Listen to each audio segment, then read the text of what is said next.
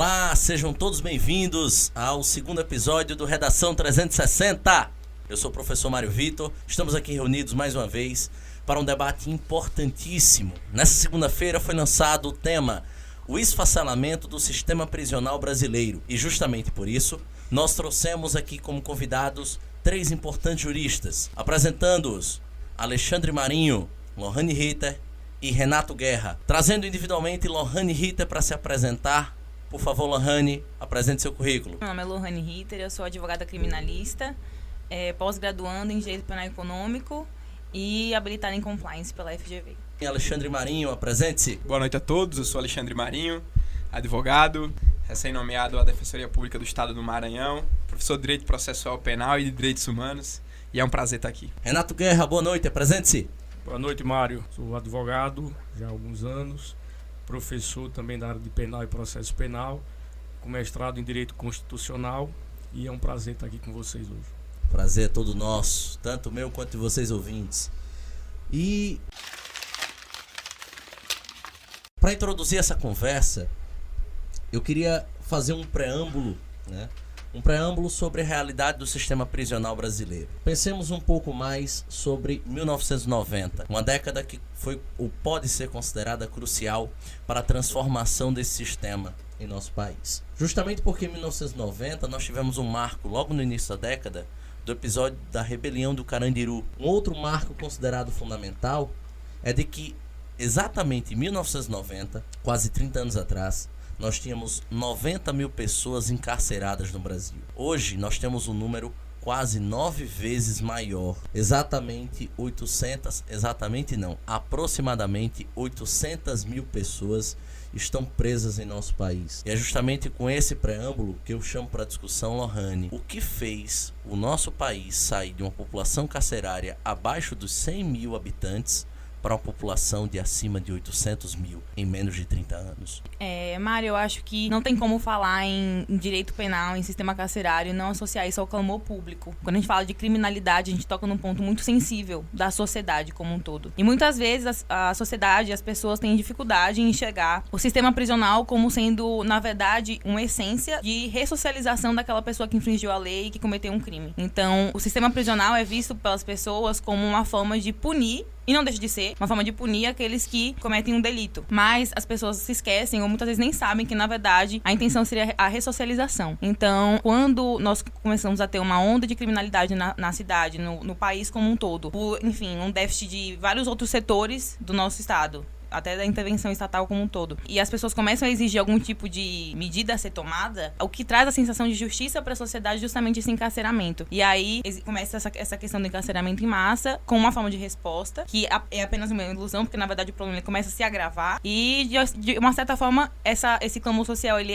é atingido, satisfeito de alguma forma, mas o problema ele continua se agravando. E aí quando nós pegamos esse lapso temporal tão extenso e a gente vê essa diferença de dados, principalmente nessa questão numérica, que dá um impacto, a gente percebe o quanto isso acabou tomando rumos que não deveria, talvez, se tivesse sido feito de uma maneira diferente. Perfeitamente, Lohane. E eu chamo o professor Alexandre Marinho com a seguinte indagação. Professor, pode-se relacionar as questões atreladas a esse aumento à formação das primeiras facções criminosas brasileiras? A resposta certamente é positiva. Pegando um gancho com o que foi dito anteriormente, na década de 90, a gente teve um fortalecimento da luta contra as drogas.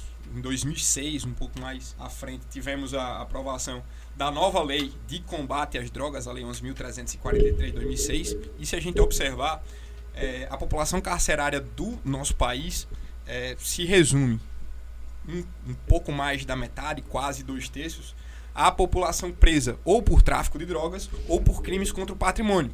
E são esses crimes que, sobretudo, que encabeçam, que financiam as facções criminosas. No estado do Rio Grande do Norte ou no estado do Rio de Janeiro, essas facções criminosas têm assumido papel de importância nacional, que a gente vê a influência que tem nos presídios não só do estado do Rio Grande do Norte, do estado do Rio de Janeiro, mas em todo o país. Então acredito que o nosso combate aos crimes contra o patrimônio e os crimes de tráfico de drogas sejam a base para que a gente veja quem a nossa polícia está atrás. Será que é de quem realmente financia isso ou será que é de quem está na base ali e apenas executa esse tipo de crime? Professor Renato Guerra, chamando para discussão, eu trago uma indagação que é de cunho pessoal. Pessoalmente, acredito muito na relação que foi trazida pelo professor Alexandre Marinho da evolução do tráfico de drogas, da construção e formação das primeiras milícias, com o aumento dessa população carcerária. Mas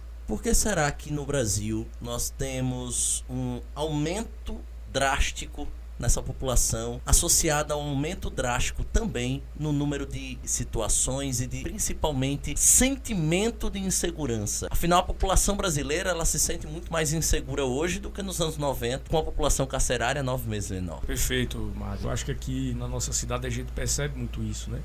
Quem viveu na década de 90 ainda experimentava aí uma certa segurança em estar nas ruas. Hoje a gente já não percebe tanto isso, né? E eu acho que é uma ilusão achar que, de alguma forma, o Estado não tem nenhum tipo de responsabilidade nisso, ou que isso seria somente causado pela organização do crime que aconteceu coincidentemente nessa época. Eu acho que esses fatores acabam se somando a tudo isso. Mas, especificamente sobre a tua pergunta, eu acho que o Estado brasileiro ele nunca se preparou para isso. Talvez por não acreditar que isso viesse a acontecer, ou, de fato, por uma certa falta de vontade política de acreditar valor a essa política pública. Eu, particularmente, compreendo que o Estado ele tem muitas responsabilidades para dar conta e, eventualmente, uma ou outra política pública ela é privilegiada em detrimento de outras, mas a segurança já vem sendo deixada em segundo plano há muito tempo, né? O nosso legislativo, infelizmente, ele é muito reativo e a lei de drogas, que o professor Alexandre Marinho comentou, é um exemplo disso. Quando se percebeu que os crimes relacionados às drogas poderia ser um dos problemas desse autoencarceramento, o Legislativo fez uma lei que trouxe, inclusive naquela época, na contramão de um movimento de despenalização e descriminalização de algumas situações, uma lei muito pesada para os crimes relacionados às drogas, né? Embora o usuário ele tenha tido uma certa melhora, né? Uma condição um pouco mais beneficiada, o tráfico em si e tudo aquilo que envolve o tráfico foi muito atacado de maneira muito rígida, foi legislado, digamos assim. E a consequência não poderia ser outra senão as prisões e a manutenção desses criminosos dentro do nosso sistema. Em relação a isso, professor, eu queria que a gente continuasse. Você poderia explicar um pouco melhor o funcionamento da lei de drogas? De fato foi executada, foi legislada no ano 2006 e mudou um pouco mais essa conjuntura para o nosso público? Perfeito, Mário. Olha, como eu disse, foi uma reação. E assim, uma crítica que eu costumo fazer nas minhas aulas é que o nosso legislador ele é muito reativo. Ele acaba legislando sobre situações quando a situação parece ser insustentável. E a solução mais fácil, ou talvez mais politicamente interessante, é a legislação nova, né? A modificação disso. E a lei de drogas ela foi um marco, né, para esse tipo de política criminal, porque com relação ao usuário, como eu havia dito, houve uma certa melhora, né? O usuário, a gente costuma dizer em sala de aula que foi despenalizada a sua conduta, né? Não deixou de ser crime o uso de drogas, mas não há mais uma pena privativa de liberdade com relação a isso. Então, o encarceramento hoje relacionado às drogas não é do usuário, de fato continua sendo do traficante. Mas houve um enrijecimento das leis com relação a esse traficante, mas de uma maneira que eu não consigo dar tratamentos diferenciados entre pequenos traficantes, que eventualmente não vão trazer uma grande insegurança pública, para os grandes traficantes que estão associados a outros crimes, não somente ao tráfico de drogas, né? Então, essa lei, embora tenha feito essa distinção, na minha visão, positiva entre usuário e traficante, não foi feliz ao criar essa figura, ou na verdade não distinguir essa figura do traficante entre os diversos níveis de periculosidade que esse crime pode acabar trazendo para a nossa sociedade. É até interessante, professor, que no documentário Quebrando o Tabu a gente tem um depoimento, salvo me engano, do ex-presidente Bill Clinton, que ele faz justamente a referência a como as leis de drogas no mundo elas são muito desiguais. Por exemplo, se você está portando nos Estados Unidos da América até hoje, a depender, claro, do estado, né, da federação em que você se encontra,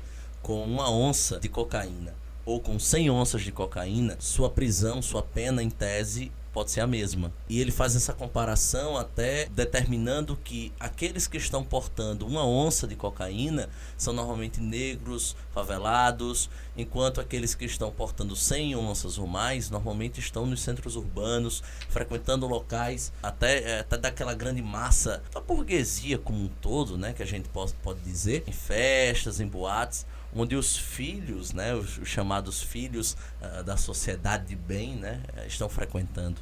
Né? É uma referência bem irônica, né? Mário, assim, para a nossa realidade aqui, e se a gente for buscar casos concretos em que tivemos o cometimento desses crimes, a gente percebe que o critério aparentemente adotado pela justiça é a quantidade de drogas. E talvez até seja um dado, ou melhor, um critério objetivo para tentar classificar os maiores níveis de gravidade com relação ao crime, né? Mas o que me parece ser mais grave, na verdade, é o traficante de drogas que comete outros crimes associados a esse tráfico, dentro principalmente das organizações e facções que a gente vê hoje. A facção em si, e aí voltando rapidamente só para esse ponto, porque eu acho que tem um item interessante associado ao tráfico, é que essas facções elas não têm somente esse objetivo, mas a sobrevivência dessas facções passa pelo alimento financeiro, né? Enfim, pela forma como eles fomentam seus recursos. E isso, é óbvio, tem em grande parte o tráfico de drogas como um elemento importante, né? Em termos financeiros.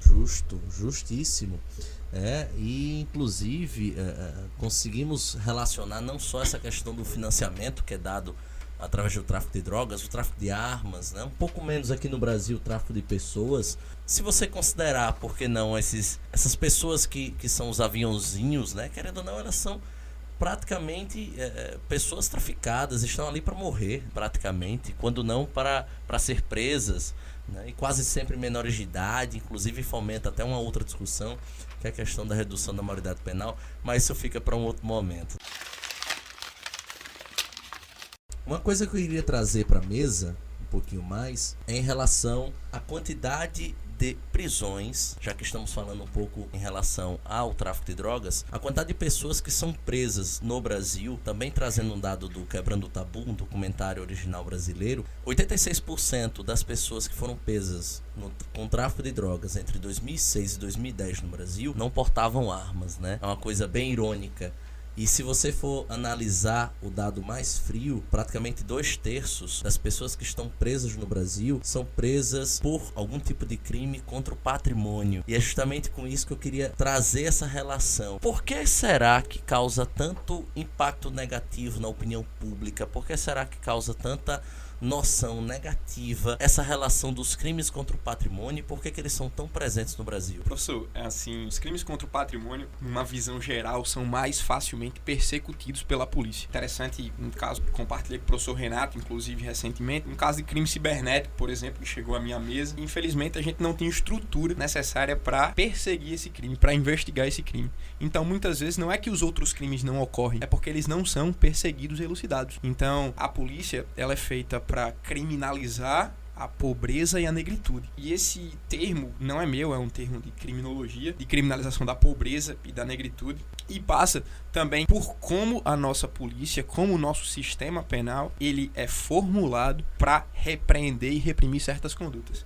Então, não é que a gente tem mais tráfico de drogas e mais crimes contra o patrimônio no Brasil e a gente não tem corrupção. A gente tem sim muita corrupção. Só que é muito mais difícil elucidar esse tipo de crime do que os outros crimes, e eu acho que é aí que é o X da questão. É o que a gente quer fazer, o que a gente tem vontade de política para fazer. Então, acredito que a discussão tem que se voltar para esse dado em especial. Eu gosto muito de fazer uma análise mais social desse tipo de situação. E quando a gente fala de organização criminosa, está falando, por exemplo, de uma formação de facção ou até do fortalecimento de uma facção dentro de um presídio. Quando a gente faz esse tipo de análise, dentro até das comunidades, das favelas, há um crescimento, um fortalecimento desse tipo de organização por uma ausência do Estado. Então, ali dentro de uma comunidade ou ali dentro de um presídio, uma penitenciária, o Estado não tem força. E eu não estou falando necessariamente de agentes, de funcionários. Estou falando da gestão em si, né? Da organização do que aquilo deveria ser, no sentido da ressocialização, do trabalho do detento, e que não existe. São pessoas que ficam ociosas, agrupadas de maneira equivocada, porque deveria ser separado de outra maneira, e a logística não permite isso. porque há uma superlotação, isso é um fato, e eles começam a se organizar dessa maneira e fazer a organização acontecer da maneira que eles querem, que é conveniente. Você trouxe alguns dados de obra, algo do tipo. Eu tenho uma afeição muito grande pela obra O Dono do Morro. É a história do Ney da Rocinha. Ele comandou a Rocinha por muitos anos. Eu não vou lembrar agora o ano exato, faz um tempo que eu li. Mas o que eu achei interessante é que o livro trazia justamente essa visão. Era uma pessoa que lidava com o tráfico, um grande traficante, com ligação inclusive com políticos muito importantes daquela época. Isso virou um escândalo depois. Mas por muito tempo ele conseguiu ter o domínio da Rocinha, que é uma comunidade gigantesca, porque ele conseguiu conquistar as pessoas da comunidade, porque ele ali dentro era que proporcionava medicamento, enfim, coisas que aquele pessoal, aquela população, aquele povo muito humilde precisava, e não tinha um aparato estatal, não tinha como conseguir do governo. E aí o Ney acabou se tornando essa pessoa que abraçou a Rocinha, e a Rocinha também tinha uma certa afeição por ele, e assim ele foi conquistando a Rocinha pouco a pouco, se tornou um grande traficante, que é o Ney da Rocinha. E o livro, muitas pessoas criticam porque dizem que romantiza um traficante, que é o Ney, porque conta inclusive porque ele se tornou traficante, não foi porque ele quis, foi por uma, enfim, necessidade que ele acabou passando, mas traz essa visão social, né, do que é um traficante, muitas vezes dentro de uma comunidade, e como essas organizações conseguem ganhar força por uma ausência da presença do Estado. Lohane, tem uma frase, e até onde me ocorre aqui, não tem um autor definido, mas talvez sirva para sintetizar essa situação. E eu já ouvi essa frase em diversas situações, eu acho que caberia para essa também. O poder, ele não deixa vácuo. Então, se não tivermos o Estado exercendo esse poder ali, ele vai ser exercido por outra pessoa, por outra entidade, por outra organização. O poder, ele não deixa esse vácuo. Sempre vai ter alguém ou alguma entidade, vamos dizer assim, que chegará para exercer o poder nesse vácuo. Professor Renato, é interessante, o professor Lohane estava falando também. Em criminologia, a gente chama isso de subcultura delinquente. O fortalecimento da subcultura delinquente, que nada mais é do que uma faceta do que a gente chama de dessocialização. A gente fala muito em ressocialização, mas antes da pena ressocializar alguém, ela tem que não dessocializar. E a dessocialização, ela tem esse fenômeno, né? A prisionalização, ela traz uma absorção dos valores fixados por essa subcultura carcerária. Muita gente fala aí em pós-graduação no crime, depois que você entra na penitenciária, e que é muito mais difícil você sair. Então, o índice de reincidência, ele cresce a partir do momento que você entra a primeira vez na penitenciária.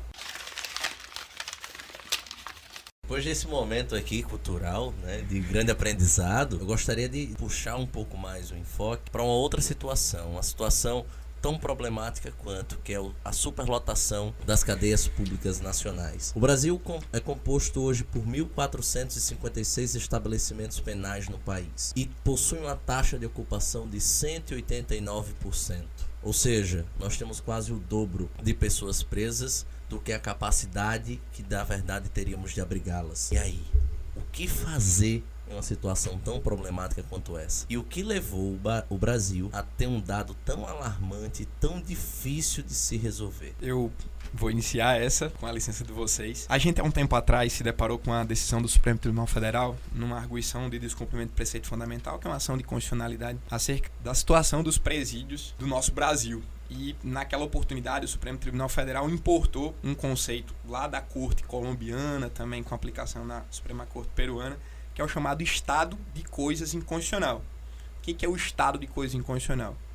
É uma situação em que há a violação sistemática dos direitos fundamentais. E esse problema não pode ser resolvido pela ação de um só dos poderes. Veja só, a gente tem uma declaração da nossa Suprema Corte, o mais alto ponto do judiciário brasileiro, dizendo, olha, o judiciário não pode resolver isso aqui. Então a gente precisa, eu, judiciário, vou retirar vocês da inércia, vocês demais poderes, legislativo e executivo, para que juntos possamos combater esse câncer que é o estado de coisa inconstitucional do nosso presídio. Tudo bem, esse é o primeiro ponto que eu queria fazer uma introdução, dizendo o seguinte: não é segredo para ninguém, e isso é uma verdade sabida e declarada. A situação de superencarceramento do Brasil é um dos maiores problemas do país. A gente tem, como o professor Mário falou, o dobro de presos em relação ao que a gente tem capacidade de comportar. E aqui eu vou puxar um pouquinho a sardinha pro meu Maranhão, né? Onde em breve estarei atuando, que é um caso do Complexo de Pedrinhas versus Brasil, que foi julgado pela Corte Interamericana de Direitos Humanos, na verdade ainda está em trâmite, mas que foi concedida a medida cautelar, uma medida de urgência, para que o Brasil fosse obrigado a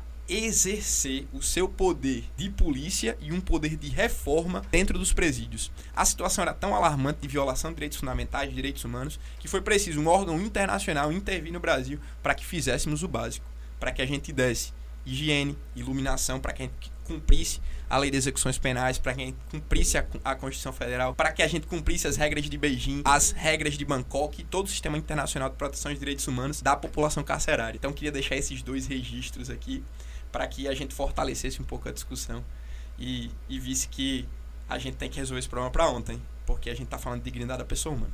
Posso engrossar o caldo? Posso ir além? Mário, desse dado aí que você passou, embora eu não tenha aqui exatamente, ou até tenha, desses presos, né, de quase 800, aproximadamente 800 mil presos, cerca de 40%, ou seja, 300 e alguns mil presos, são presos provisórios. Por que isso é importante? Porque, e aqui, enfim, tentando sintetizar algumas lições da graduação em Direito Penal, nós teríamos aí, para essa situação, pelo menos 2 classes de presos, né? O preso provisório e, digamos, o preso em cumprimento de pena. O preso em cumprimento de pena foi aquele que já foi condenado pelo cometimento de um crime e agora cumpre a sua pena, a sua sanção dentro daquele presídio. O preso provisório ainda não tem essa condenação. Ele ainda está aguardando um posicionamento da justiça a respeito do crime que ele supostamente cometeu. Mas, em razão, digamos, de uma cautela que pode existir dentro do processo, ele tem a sua liberdade restrita, assim como aquele que já está cumprindo pena. E por que isso é ainda mais importante? Por que isso engrossa o caldo? Porque isso significa que dessa grande população que nós temos hoje, dentro dos presídios, boa parte sequer pode ser considerada culpada pelo crime que cometeu. Então essas pessoas estão, de fato, provisoriamente, sem uma situação totalmente definida sobre a sua restrição de liberdade, inclusive com a possibilidade de, ao final do processo, ser considerado inocente e ter passado esse tempo preso provisoriamente, sem necessariamente ter que cumprir uma pena ao final desse processo. Então, além dos pontos que o professor Alexandre alçou aí, a condição de importância para resolver essa situação, também temos uma questão até processual, né? Como tratar aquele que supostamente cometeu um crime durante o processo e ao final trará uma resposta para a sua situação. E eu vou aproveitar para complementar o que o professor Renato falou, para falar que as audiências de custódia chegaram para tentar solucionar um pouco desse problema. Mas, na verdade, quando as audiências de custódia começaram a ser implementadas aqui, eu fiz um acompanhamento com o IDDD, que é o Instituto de Defesa do Direito de Defesa, para fazer o monitoramento de como essa implementação vinha acontecendo. E o que foi detectado, hoje eu ainda acho que esse problema existe, embora eu não tenha acompanhado mais, estatisticamente falando. Mas o que foi detectado de início é que, na verdade, inicialmente, a audiência de custódia, a finalidade dela é fazer uma análise muito superficial do que aconteceu, sem entrar no mérito do suposto crime, do suposto delito, e a partir dali, decidir se aquela prisão em flagrante ela vai se manter ou não. E como as audiências de custódia eram feitas por juízes que não necessariamente eram da área criminal, eram juízes de outras áreas, totalmente leigos, assim, sobre o assunto, quase sempre as prisões em flagrante eram convertidas em preventivas, ou seja, presos provisórios, e esse problema se perdura. E aí eu entro num outro ponto que toca um pouquinho em a lei agora, que é a questão do déficit da Defensoria Pública. Quando você pega a Defensoria Pública de um lado e compara com a estrutura que o Ministério Público tem, existe um abismo gigantesco. Então, a defensoria, que eu acho que é o mais importante que dá conta das pessoas que realmente não têm condições de arcar com uma defesa particular, ela não consegue dar conta do volume, e isso acaba fazendo com que muitas pessoas fiquem presas provisoriamente por muito tempo, porque, enfim, não teve um HC impetrado ou algo do tipo. E, além disso, o que eu pude constatar também, quando eu participava de alguns outros projetos, é que muitos presos que já tinham direito a progredir o regime pro semiaberto estão lá dentro esquecidos, sem que ninguém consiga, sem que não tenha ninguém para dar uma assistência e ver que realmente ele já tem direito a essa progressão, porque depende de uma defensoria que não consegue chegar ali. E isso é muito triste. A gente, quando me perguntar por que você escolheu a área criminal, a gente está lidando com liberdade, que é um dos bens mais importantes. E com vida, diretamente falando, porque você tira toda a dignidade que a pessoa tem. Quando ela tá presa, não existe nada disso, não existe direito à saúde, à educação, não existe nada. Então você tira tudo que ela tem de mais importante, joga, e ela fica esquecida ali, largada às traças. E isso é muito complicado. Dentro do que o Lohane falou, professor Mário, um dado interessante sobre a defensoria, é que a Defensoria, a gente ainda tem um déficit muito grande de estrutura, a gente preza pelo fortalecimento da instituição, assim como preza a Emenda Constitucional 80, que foi agora de 2014, que diz que até 2022 teremos defensores em todas as comarcas. Esperamos que até 2022 essa norma programática, essa promessa seja cumprida para o fortalecimento de nossas instituições. Mas eu queria trazer mais um dado. No ano de 2016, a gente teve uma modificação legislativa no Código de Processo Penal que albergou a possibilidade da prisão domiciliar para a mulher grávida, certo? Existiam outras disposições que dispunham sobre prisão domiciliar, mas essa inovação trouxe um impacto muito grande no país em razão de um habeas corpus, que foi impetrado pela Defensoria Pública do Estado de São Paulo, em parceria com a Defensoria Pública da União, em que o Supremo Tribunal Federal asseverou o seguinte: todas as mulheres grávidas que estão cumprindo preventiva devem ser colocadas em prisão domiciliar. E isso deve ser feito de ofício. O que é de ofício? De ofício é independentemente de provocação. Por quê? Porque o Supremo Tribunal Federal sabe que não tem defensor suficiente para chegar lá e requerer essa prisão domiciliar. Então ele falou o seguinte: juízes de todo o país, as mulheres que estejam presas preventivamente, que estejam grávidas ou que sejam responsáveis por crianças, por pessoas até 12 anos incompletos, devem ser postas em prisão domiciliar. Isso para a gente tentar amenizar um problema estrutural do país. É como se fosse uma decisão que auxiliasse aquela outra decisão que mencionei aqui do estado de coisa inconstitucional. O Supremo começa a fazer a parte dele. Não fez sua parte em determinado momento quando disse: a prisão em segundo grau a partir de agora vai ser a regra do nosso ordenamento e não a partir do trânsito em julgado. Mas agora já voltou atrás e agora sim estamos privilegiando mais uma vez, para nossa felicidade, os direitos fundamentais, os direitos humanos aqui no nosso país. Lohane, eu queria puxá-la novamente para a conversa com uma indagação, na verdade um questionamento também de cunho pessoal. Você poderia explicar um pouco melhor para os nossos ouvintes qual é a realidade das penitenciárias femininas? Quando você trouxe qual seria o tema dessa conversa, foi algo que eu fiz questão de pesquisar, porque quando a gente fala de superlotação e fala dos presídios, muitas vezes não é tocado no ponto das penitenciárias femininas.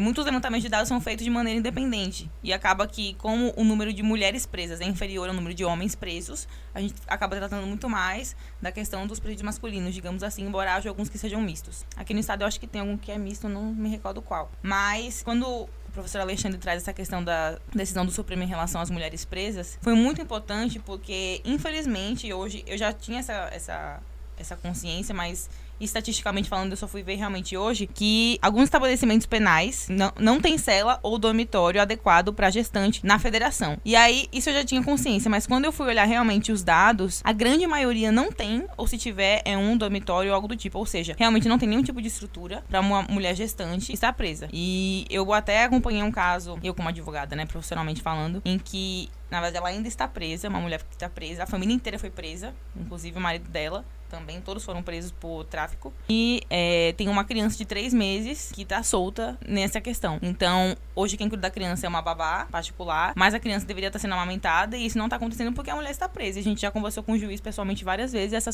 situação não foi resolvida. Então, assim, quando nós nos voltamos realmente para a questão das penitenciárias femininas, a logística de estrutura, ela exige muito mais planejamento, digamos assim, investimento também em alguns casos, do que uma masculina, por essas questões particulares da mulher. E, infelizmente, nós não temos isso aqui no estado e no Brasil como um todo, depois desse levantamento que foi feito.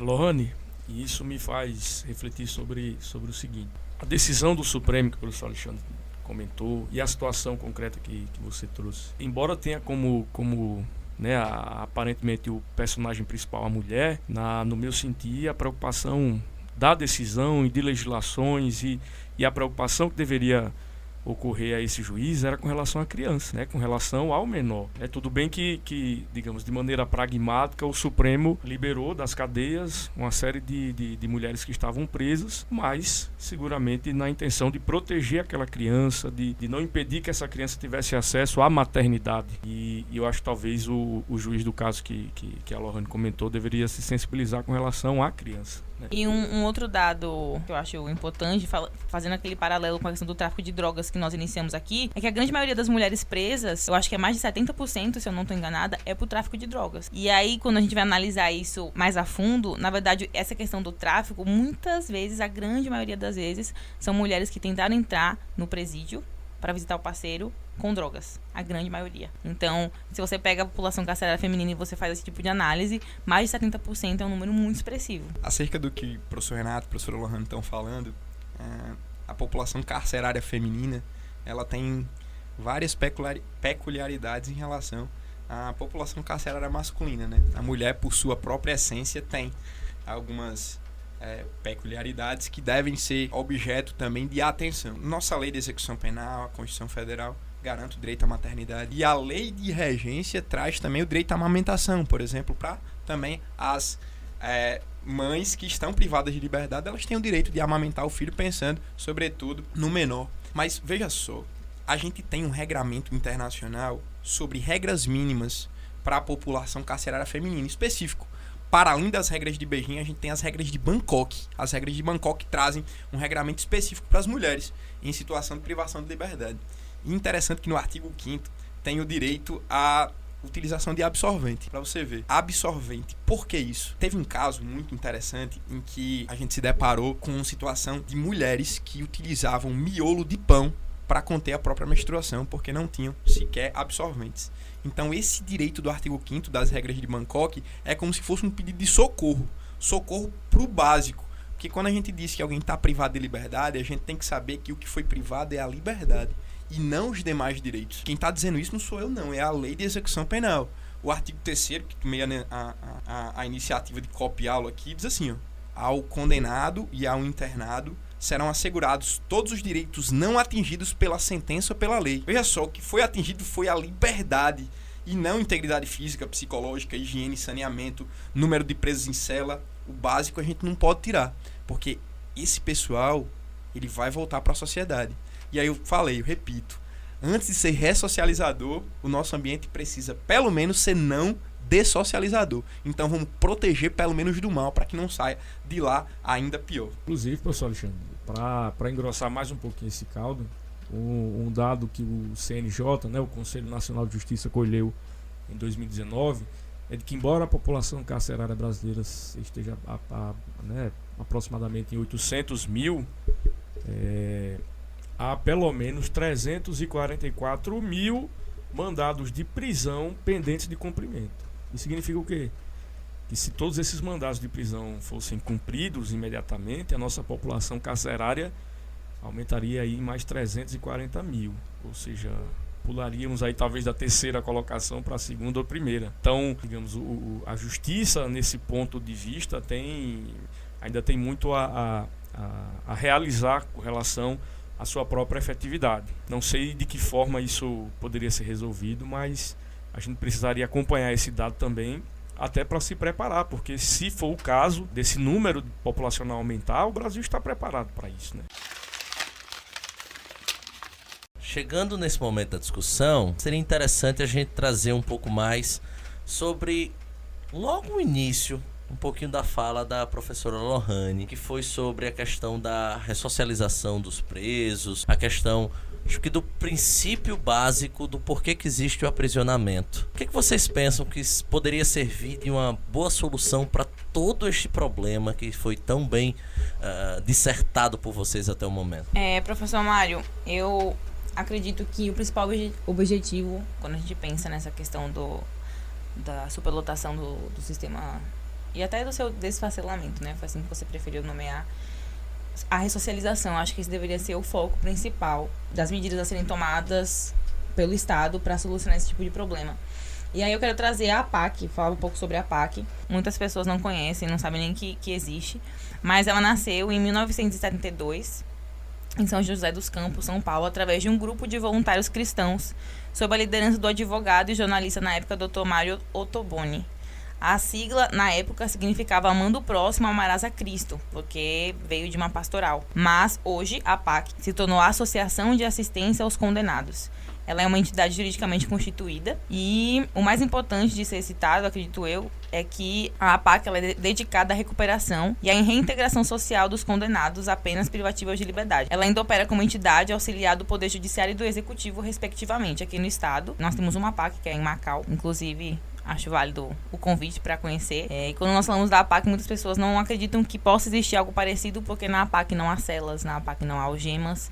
É um modo de ressocializar aqueles que foram presos, acreditando que ele é uma pessoa boa, que em algum momento cometeu um delito, mas que ele tem total chance de retornar à sociedade sendo uma pessoa ainda melhor. Então, lá dentro, as pessoas, é como se elas recebessem um voto de confiança para que elas pudessem realmente trabalhar ali dentro e fazer a PAC funcionar, por gratidão por estar ali, porque são poucas vagas, a capacidade é muito reduzida. E, enfim, ela vem realizando esse trabalho, ela tem esse método de valorização humana que é vinculada, de certa forma, até à evangelização, para oferecer ao condenado condição de recuperar, e busca essa perspectiva mais ampla, a proteção da sociedade, socorro às vítimas, inclusive, a promoção da justiça restaurativa também. É uma medida excelente, uma medida interessante, servirá muito bem para os nossos alunos em relação à proposta de intervenção, mas acredito eu que seja um aspecto muito micro, né?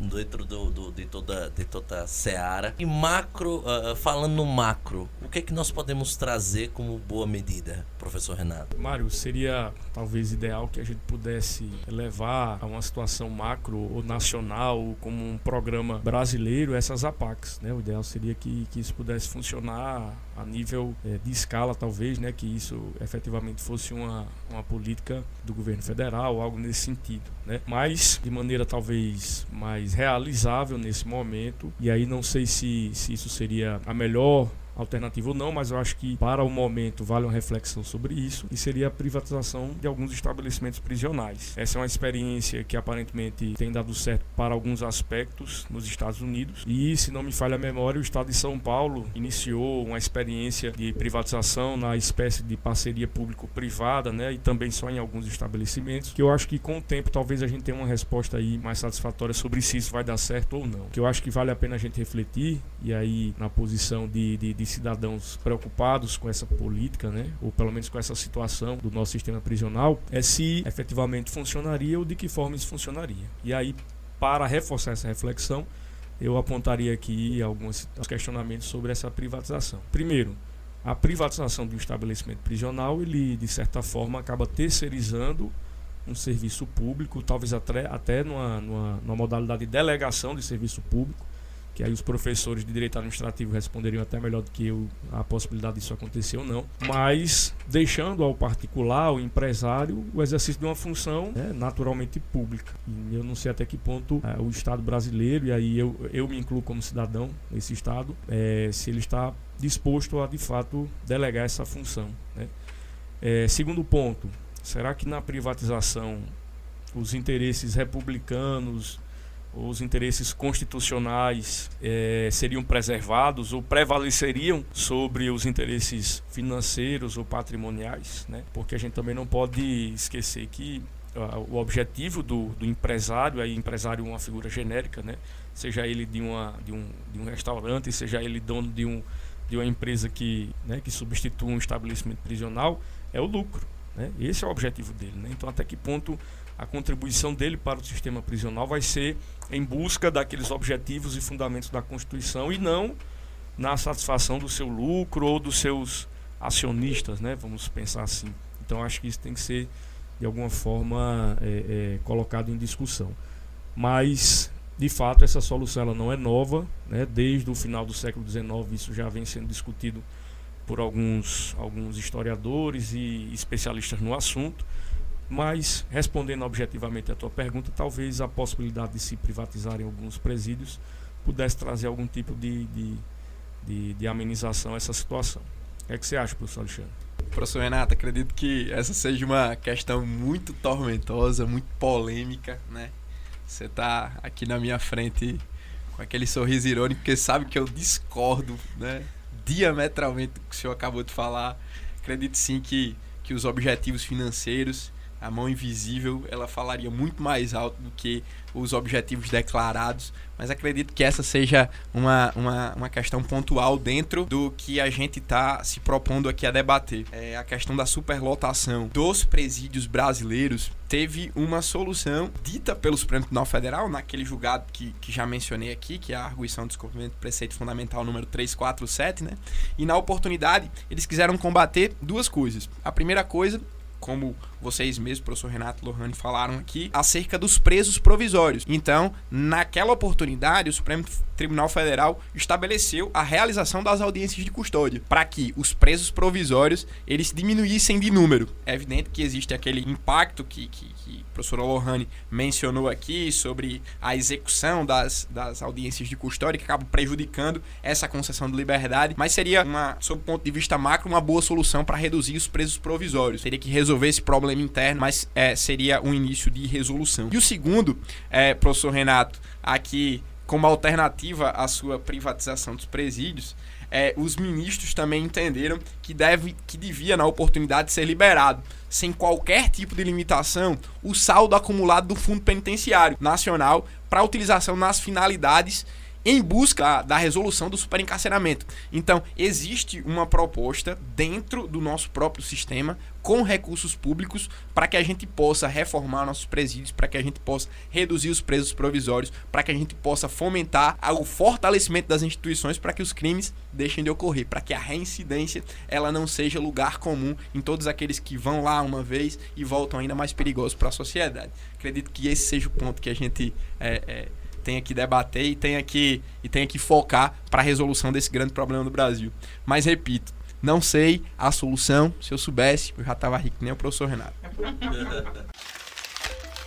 Pois é, meu caro aluno, você tem aí agora faca, queijo e muita informação, né? Eu agradeço muito a presença dos nossos convidados de hoje, professora Lohane Ritter, professor Renato Guerra, professor Alexandre Marinho. E antes da meu pitaco final, gostaria que eles fizessem umas considerações finais. Lohane, muitíssimo obrigado. Professor Mário, eu que agradeço o convite, foi uma honra poder dividir esse momento com vocês.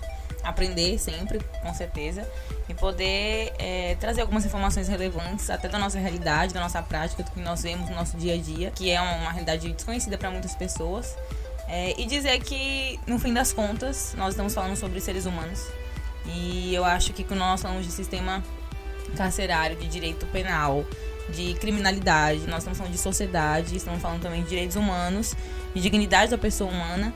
E eu acho que esses deveriam ser sempre os pontos mais considerados para tentar resolver esse impasse que é a superlotação e todo o resto que vem por um mero desencadeamento de estrutura ou falta de estrutura na nossa sociedade. Então, mais uma vez, muito obrigada pelo convite, foi um prazer e estou às ordens. Professor Alexandre Marinho, muito obrigado. Professor Mário, agradeço a oportunidade. Aproveito aqui minhas últimas palavras para falar para todos vocês que têm a oportunidade de compartilhar com a gente esses conhecimentos, que hoje a gente vive uma sociedade em que existe uma batalha de narrativas e a gente tem que estar pronto para fortalecer o que a gente acredita e, sobretudo, no meu ponto de vista, fortalecer um discurso humano, porque esse foi a vontade do nosso legislador, na nossa Constituição Federal, da Constituição Cidadã, e acredito que os direitos humanos sejam um vetor máximo que deve orientar toda e qualquer opinião sobre os assuntos mais variados que possam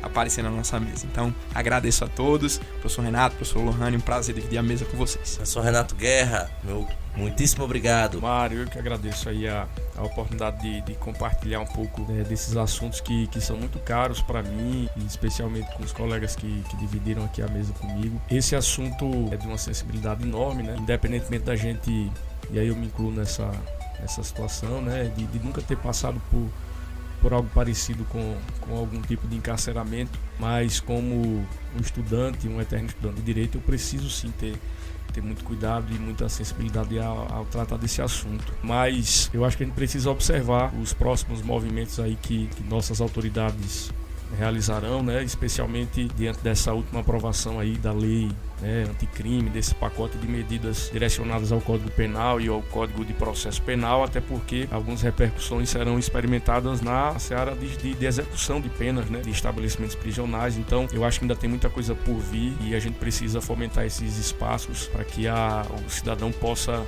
não apenas pelo meio representativo do exercício da democracia, mas também de maneira direta, né, participando efetivamente dessa discussão e dando suas contribuições. Eu acredito que com o que foi discutido aqui, talvez novas soluções possam vir para o futuro, né?